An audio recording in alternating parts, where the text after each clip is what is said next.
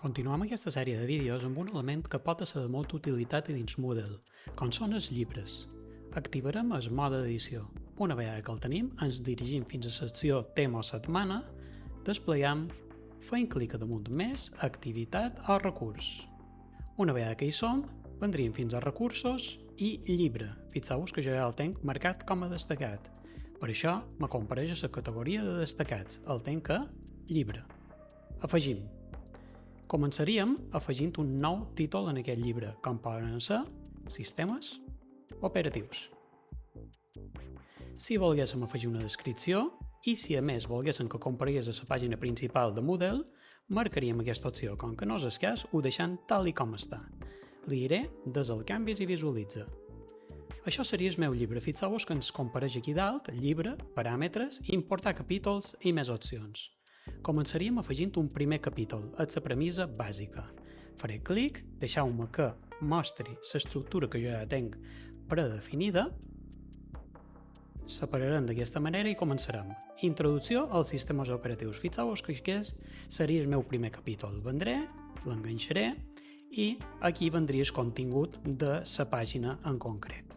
Sí? Una vegada que ho tenim, des els canvis. Fixeu-vos que me comença a construir allò que serà la meva estructura del llibre. Primer capítol, introducció als sistemes operatius. El segon capítol, com se fa? Se faria fent clic damunt més. Vos recomano que primer faceu l'estructura dels capítols. Els subcapítols vendrien a continuació.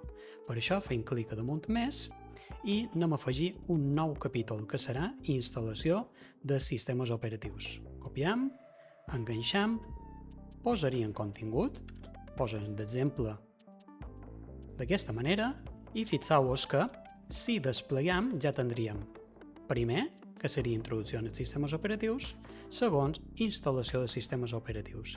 D'aquesta manera aniríem conformant tota l'estructura d'arbre que nosaltres volguéssim. Com se fa per fer subcapítols? Se fa de la següent manera. Ens col·locam damunt el capítol principal, fem clic damunt el signe més i una vegada que hi som, copiarem aquest 1.1, funcions i objectius, enganxarem i li deim que és un subcapítol del primer. Entrem aquí, posarem contingut a mode d'exemple i li diré des els canvis. Fixeu-vos que ja m'apareix d'aquesta manera.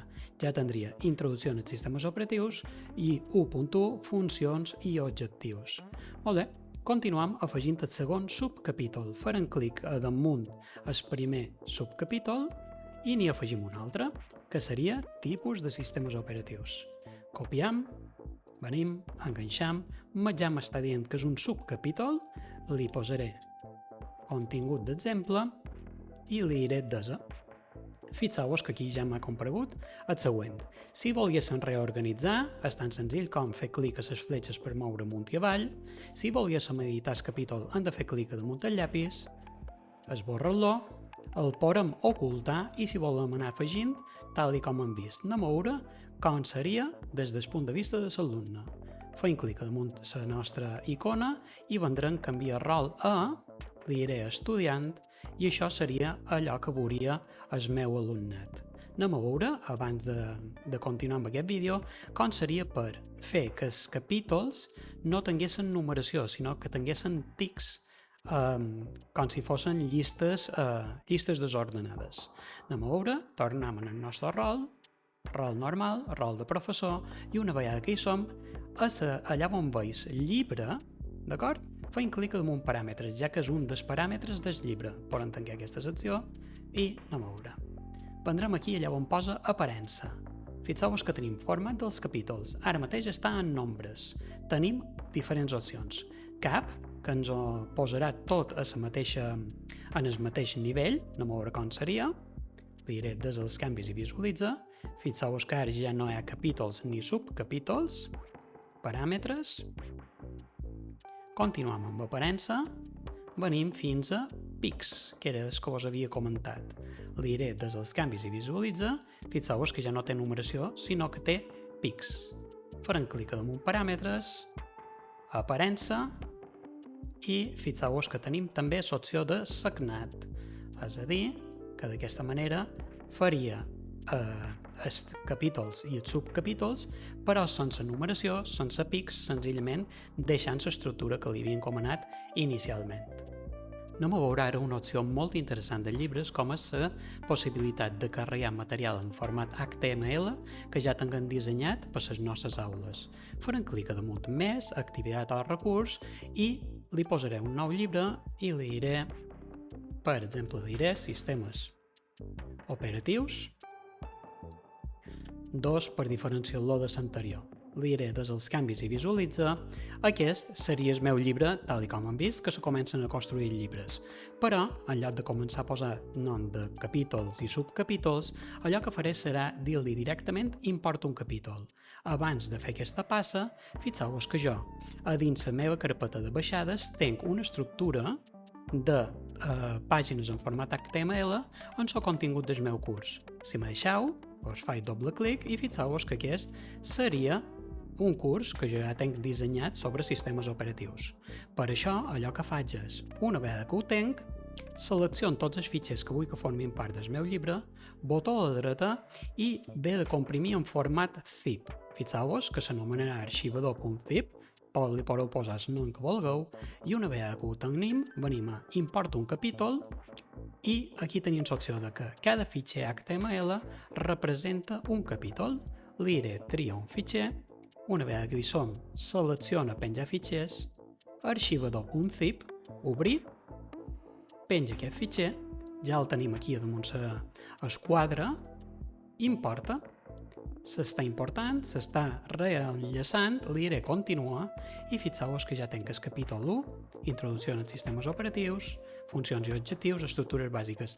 Aquí aquest HTML no està separat en subcapítols, me quedaria d'aquesta manera, però com veus, l'alumnat tindria la possibilitat de veure un llibre tal com veus ara mateix en pantalla. Anem a veure una darrera opció, que seria com organitzar això perquè tenir capítols i subcapítols. Fem clic a damunt dia 24 d'abril i anem a crear un nou llibre de prova. Tornant en el meu rol normal, li diré activitat o recurs, llibre, afegeix i li diré sistemes operatius 3, li diré des dels canvis i visualitza i abans de continuar anem a veure una prova que hem de fer. Fixeu-vos que aquest arxivador ja no me servirà, és el que us he mostrat ara, i a dins aquesta carpeta extra hi tinc un subcapítol, és a dir, 1.1, funcions i objectius.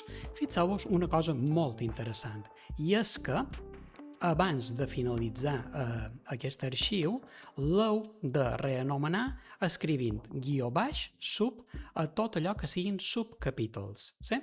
Deixeu-me que copiï des d'aquí aquest material, venc a descàrregues, espereu, tornarem enrere, i aquí avanganxarem. Fixeu-vos que ja me queda 1.1, 2, 3, 4 i 5. Faré allò mateix que he fet abans, selecciona tot, botó a la dreta, li diré comprimir, me torna a donar el mateix nom, i ara anem a veure com seria per importar un capítol que té subcapítols. Tria un fitxer, selecciona, arxivador zip, obrir, penja aquest fitxer, ja el tenim aquí, i li diré importa. Una vegada que ho tenim, continua, fixeu-vos que ja me compareix el capítol i a més un subcapítol amb un contingut d'exemple que us he creat abans de començar aquest vídeo. I abans de finalitzar, deixeu-me que us mostri una característica molt interessant dels llibres de Moodle, que és la possibilitat d'imprimir en format PDF, és a dir, desar tot el contingut d'un llibre a dins el nostre ordinador. Ens anirem al perfil de l'alumne. Anem a veure com quedaria aquest llibre des del punt de vista de l'alumne. I és d'aquesta manera. Fixeu-vos que té el botó del llibre i a continuació una sèrie de més opcions. Imprimeix el llibre sencer o imprimeix només aquest capítol. Farem clic a damunt i imprimeix el llibre sencer, se vos obri aquesta finestra emergent i aquí dalt a la dreta té imprimeix el llibre sencer. Fem clic a damunt i fixeu-vos que té l'opció d'imprimir, guardar en format PDF el contingut de tot el llibre. Seria tan senzill com desar a dins el directori que l'alumne vulgui disposar d'aquest material.